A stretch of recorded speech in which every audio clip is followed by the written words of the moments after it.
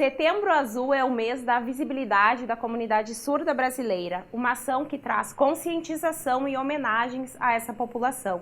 Por isso, no Vitalidade de hoje, conversaremos sobre surdez com a professora da Universidade Fevale, Rosimari Lorenz Martins. Ela é doutora em letras com atuação nas áreas de aquisição da linguagem, variação linguística e ensino, práticas de letramento, gramática e ensino de línguas, tendo como linhas de pesquisa linguagens e tecnologia. Professora Rose, então, seja muito bem-vinda aqui no nosso ambiente virtual da TV Câmara de Novo Hamburgo, falando sobre essa temática tão importante que é o Setembro Azul. Na verdade, eu que tenho que agradecer o convite, então agradeço a oportunidade de poder estar com vocês, porque considero a discussão desse tema muito relevante. Então, obter espaços para conversar sobre ele é sempre muito importante. Eu costumo chamar o setembro de um mês multicolorido porque diversas campanhas são realizadas ao longo, desses 30 dias, falando sobre diversas campanhas. O Setembro Azul fala sobre a comunidade surda brasileira, que importância a senhora acredita que tenha se debater este assunto, que não fala só de prevenção, como nos outros casos, mas também de conscientização, relata todas as conquistas da comunidade e também propõe um debate para que novas conquistas, então, sejam alcançadas daqui para frente? Bem, eu acredito que essa discussão, como eu já falei, ela é extremamente importante, porque apesar de nós termos várias leis, de os surdos já terem conquistado vários direitos, uma questão é o que se tem na lei e outra questão é o que acontece na prática. Então, na prática, nós ainda temos muitos problemas e uma outra questão extremamente importante é que muitos de nós podemos nos tornar surdos ao longo da nossa vida, uma vez que o envelhecimento tem como característica para algumas pessoas a perda auditiva. A gente tem justamente assim que a surdez ela é causada por inúmeros fatores. Quando os neném nascem, inclusive pelo Sistema Único de Saúde, eles já realizam o teste do ouvidinho, que indica se a criança está ouvindo bem ou não, mas como a senhora mesmo falou, ao longo do tempo, e em função também da expectativa do povo brasileiro estar aumentando, a tendência é que o número de surdos também aumente, não dos que nasceram surdos, mas dos que foram desenvolvendo algum déficit na audição no decorrer da vida. A senhora acredita, assim, que por motivos culturais é mais difícil para os que nascem surdo ou para os que vão desenvolvendo a surdez ao longo da vida? Bem, falando do ponto de vista de um ouvinte, parece que é mais impactante quando um ouvinte acaba se tornando surdo. Mas, possivelmente, do ponto de vista de uma família, de pais de uma criança surda, a visão seja diferente. O fato é que nós precisamos ver o surdo de um outro ponto de vista. Nós precisamos entender que ser surdo não significa estar doente, não significa que a gente precisa de um diagnóstico, precisa de uma medicação. Precisamos entender que ser surda é uma característica diferente, é uma forma de ver o mundo diferente, é uma forma de construir uma identidade diferente. E se nós nos dermos conta disso, nós vamos parar de olhar o surdo como um coitadinho, como a gente vê às vezes, como alguém que tem uma deficiência, como alguém que tem dificuldades para aprender, E nós, pensando nessa forma e pensando também na possibilidade de nós virmos a ter deficiência auditiva, talvez a gente comece a dar um pouco mais de valor para Libras, porque a língua brasileira de sinais, que é a segunda língua oficial do Brasil, ela é muito negligenciada, as pessoas nem conhecem, as pessoas não sabem. Somente os surdos, as famílias de surdos, e alguns professores que trabalham como intérpretes ou como tradutores que conhecem a Libras. No entanto, seria muito mais fácil se nós todos conhecêssemos a Libras, porque aí não seria um impacto quando nós perdermos, né, fôssemos perder a nossa audição. Se todo mundo conhecesse Libras, né, isso não seria um problema, porque nós continuaríamos nos comunicando, né? Então, já vou adiantando algumas questões que eu iria falar mais adiante, mas eu acho que seria muito, muito importante que nós trabalhássemos Libras como uma segunda língua realmente para todas as pessoas na escola, né? Todos já sabemos que estudar inglês é primordial, precisamos estudar inglês. Por que não, então, também estudar Libras, né? Porque podemos precisar, e não é só por isso, precisamos encontrar formas de inserir essas pessoas surdas na nossa sociedade ouvinte, né? Então, quando todos tivermos consciência disso, não vai mais ser um impacto e nós não vamos mais sentir um estranhamento tão grande diante da surdez. Nós temos um dado aqui que 5% da população brasileira é composta por pessoas que são surdas.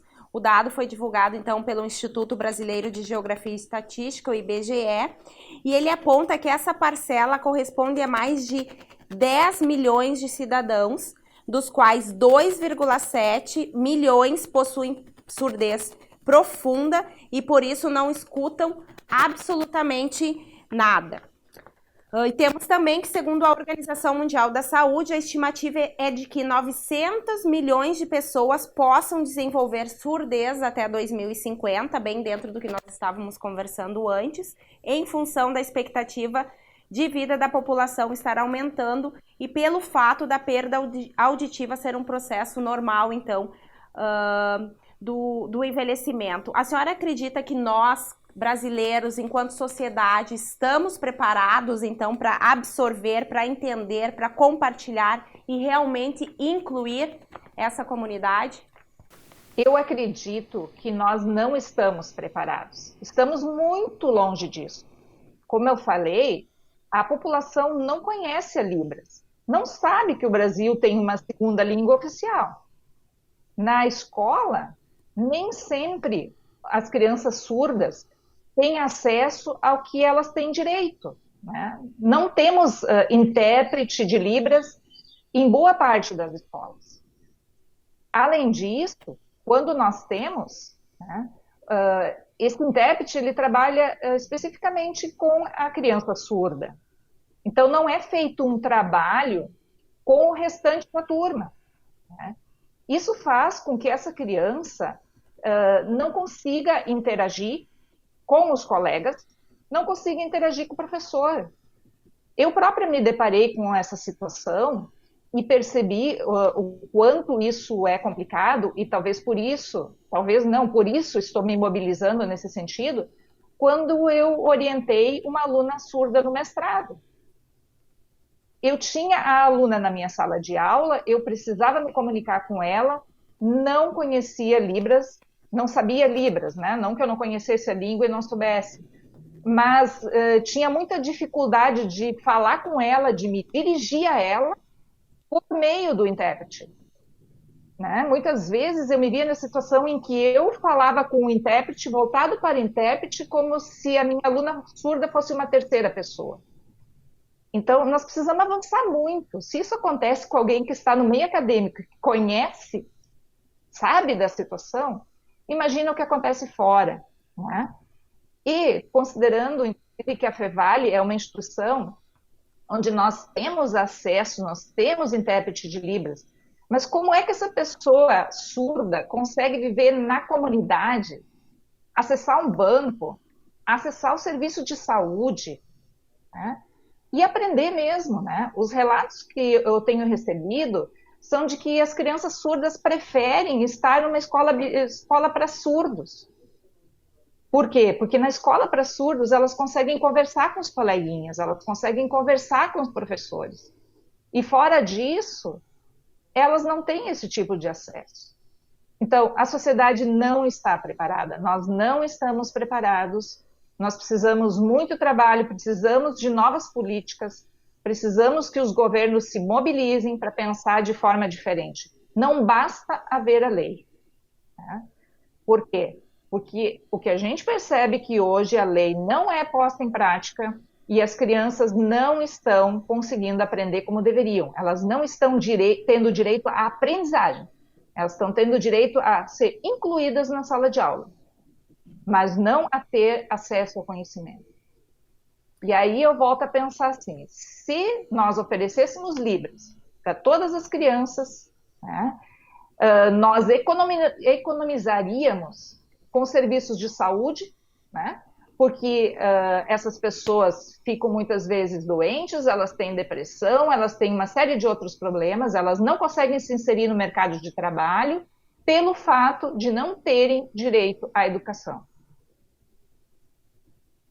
E os familiares também é um trabalho que deve ser feito com a própria família, né? Para acolher e também para ajudar a desenvolver a criança, o jovem, depois, né? O adulto. Sim, a família é primordial para o surdo, para todos nós. A família é extremamente importante, mas para o surdo ainda mais. A família precisa aceitar, em primeiro lugar, de que o seu filho ou sua filha é surdo, e depois que aceitou, precisa começar a trabalhar para ajudar para que essa criança possa ser inserida na sociedade como uma outra criança qualquer. A primeira coisa é os pais também aprenderem Libras, lógico, para poderem se comunicar com seu filho. Mas também buscar os direitos dessa criança no espaço escolar. Porque muitas famílias não buscam o direito a um intérprete, a um ensino personalizado, como essa criança tem direito, por desconhecerem a lei. E às vezes também chegam na escola, a escola diz que não tem condições e fica por isso, né? E cabe então à família exigir que a escola faça a sua parte, que possibilite um ensino individualizado, personalizado como a criança merece, com instrumentos de avaliação adequados, com atividades adaptadas, né? Porque essa criança ela precisa poder se comunicar, precisa poder expressar seus sentimentos. O que a gente vê hoje é que o surdo muitas vezes não tem nem essa possibilidade. Então, o ouvinte precisa tentar se colocar na situação do surdo, né? E imaginar, olha, eu quero falar alguma coisa que eu estou sentindo e eu não tenho isso porque os outros não me entendem. Então, a família é o primeiro espaço para isso, por isso que é extremamente importante que a família se envolva, que ela aceite, né? Para que possa ajudar. E até para compreender melhor os direitos que tem em relação ao atendimento de saúde, né, professora? Exato. Hoje, o surdo ele tem acesso a diferentes questões no que diz respeito à saúde. Tem direito, por exemplo, a aparelhos auditivos, a implante coclear, etc. Mas nem sempre o surdo quer isso. Né? Então, o surdo não necessariamente precisa usar um aparelho auditivo ou precisa optar pelo implante coclear. Depende dele, porque até para alguns nem funciona. Não funciona para todos. Nós poderíamos economizar muito com esse tipo de questão na área da saúde se nós assumíssemos que o surdo ele só não ouve e que existe uma alternativa para isso, que é a Libras. É muito simples. Né? É claro que se alguém quiser usar essas tecnologias, elas estão aí e têm acesso a elas, mas não se pode obrigar ninguém a usá-las, né? E tampouco achar que elas são melhores ou substituir a Libras por esse tipo de tecnologia, né?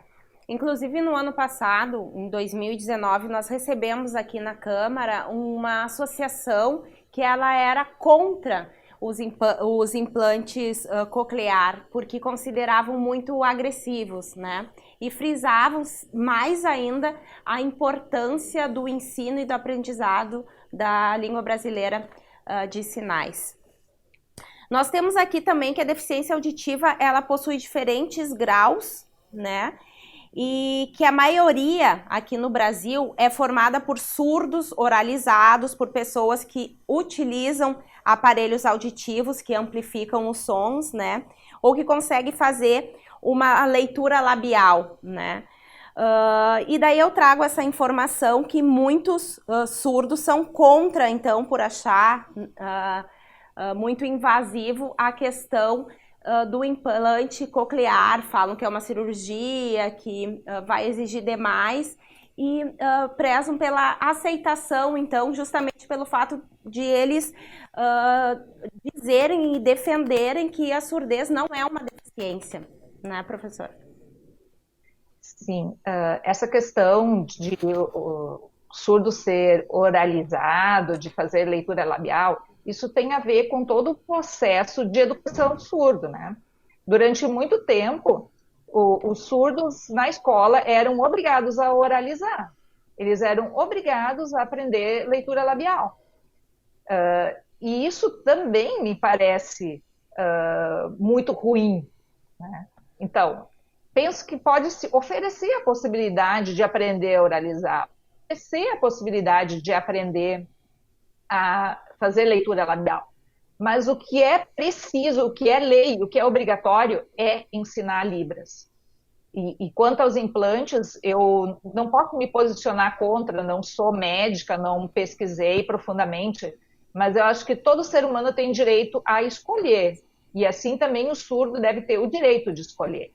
Se eu fosse mãe de surdo, eu colocaria essa questão para o meu filho, mas eu não abriria mão, independentemente disso, da possibilidade de aprender a Libras.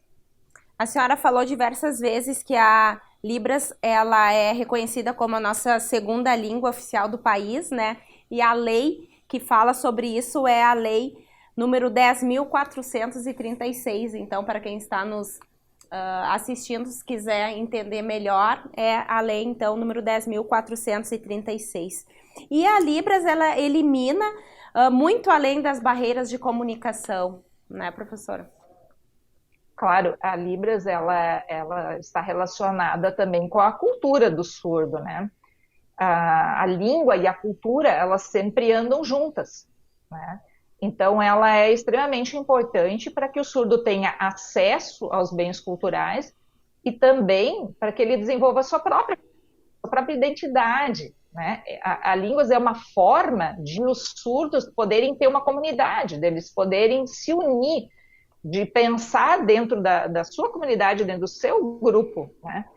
E sem contar que é também uma possibilidade de profissionalização, eles precisam trabalhar, eles querem trabalhar, né? E para que eles possam entrar no mercado de trabalho, eles precisam disso.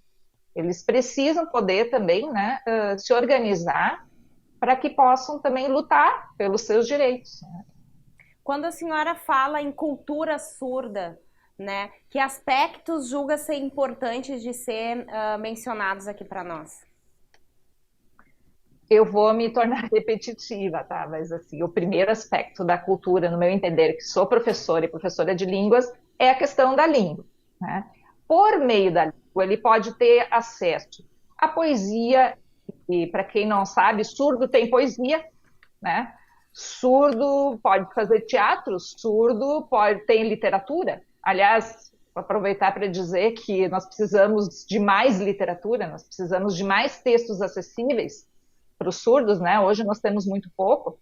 Embora a gente já veja bastantes programas de televisão com intérprete, né, com tradução, nós precisamos muito mais, né? A televisão precisa abrir um espaço maior para o surdo, oferecer mais material para eles, né? Porque talvez alguém diga, mas tem a legenda em português. Ok, tem legenda em português, né? A gente já consegue colocar a legenda lá na televisão. Mas não é só isso que a gente quer, porque o português é uma segunda língua para o surdo, né? Então a gente também precisa entender isso, que o acesso que o surdo vai ter ao português é o mesmo acesso que nós temos a uma segunda língua, né? Então, precisa abrir esse espaço para que eles tenham mais acesso, para que eles possam se expressar, né? Cultura é também expressão do sentimento, expressão daquilo que nós somos ou daquilo que nós gostaríamos de ser, né? Então, eu acho que está muito ligado sempre, língua com cultura, né? A senhora é uma estudiosa da área também dos estudos culturais e Falando então sobre o acesso à informação, né, sobre as tecnologias de educação, hoje em dia muitas coisas disponíveis na internet, muita informação, redes sociais, né? Qual a importância então das tecnologias que facilitam ou que auxiliam ou ainda que permitem essa inclusão digital? Penso que sim, a tecnologia ela é muito importante para todos os tipos de inclusão, né? Eu trabalho também com autismo e eu tenho percebido assim de como a tecnologia ela ajuda, como ela contribui. E para o surdo, basicamente assim, a possibilidade de usar o WhatsApp, por exemplo, né? Quando a gente não se consegue comunicar, porque sei quase nada de Libras, ainda estou aprendendo, preciso aprender. Quando eu preciso me comunicar com o surdo, eu uso o WhatsApp, né? Então fica muito fácil. Também a gravação de vídeos que a gente pode fazer traduzidos e tal. Então tem bastante material, mas eu acho que muito ainda precisa ser feito, principalmente no que diz respeito à educação, tá? Tem muitas coisas na internet, no YouTube tem muito material, mas de sala de aula, concretamente, e material mais aprofundado, textos teóricos, leitura que eles precisam. Como eu falei, nós temos surdos que fazem mestrado, surdo que faz doutorado, e vocês não têm ideia do quanto isso é difícil, do quanto é difícil encontrar material. Porque para o surdo ler um texto em português, ler um texto teórico em português, é como eu pegar um texto em inglês, né? Então imaginem qual é o nível de proficiência que eu preciso ter em língua estrangeira para ler um texto em inglês, né? Assim, o surdo precisa para poder ler português, ou muito mais, talvez, do que isso, né? Então, ainda a gente tem uma caminhada longa pela frente, mas estamos caminhando, né? Como a senhora acredita que nós, ouvintes, né, podemos facilitar essa caminhada, incentivar também para que mais conquistas sejam alcançadas pela comunidade surda? Primeiro lugar, aprender Libras. Segundo lugar, precisamos ter pena dos surdos. Precisamos tentar inseri-los. E como é que a gente faz isso? Né? Trazendo para perto e conversando com ele, interagindo com ele. E como eu interajo? Língua. Já falei 10 vezes, vocês vão achar que eu estou, né, repetindo, mas a questão é bem essa. Para que a gente possa auxiliar, a primeira coisa, a gente precisa poder saber se comunicar com eles. E se Libras demora para aprender, se Libras é difícil para algumas pessoas, temos aplicativos. Né? Temos vários aplicativos que a gente pode usar no celular, né, para poder conversar. Então, precisamos respeitar essas pessoas, saber que elas podem aprender assim como nós, que elas podem fazer tudo que nós fazemos. Né? E aí, proporcionar a elas, né, esse direito, então, de participar das mesmas coisas que nós participamos. Professor, estamos nos encaminhando para o final do nosso programa. Gostaria que deixasse uma mensagem final, então, a respeito do Setembro Azul, né? Reforçando, né, a importância de nos dedicarmos à aprendizagem da língua brasileira de sinal, né?